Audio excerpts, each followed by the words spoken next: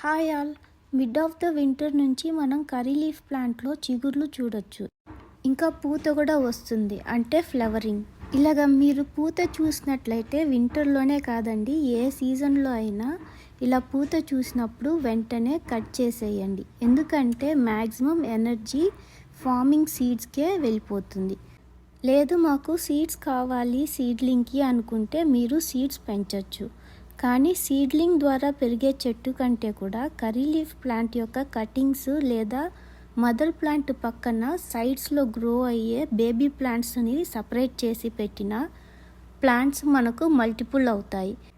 ఇంకా సీడ్స్తో గ్రో అయ్యే ప్లాంట్స్ కంటే ఇలాగ సపరేట్ చేసిన బేబీ ప్లాంట్స్ ఫాస్ట్గా గ్రో అవుతాయి. ఇక్కడ మీరు చూసినట్లయితే న్యూ గ్రోత్ అనేది ఓన్లీ ఎడ్జెస్లో కనపడుతుంది.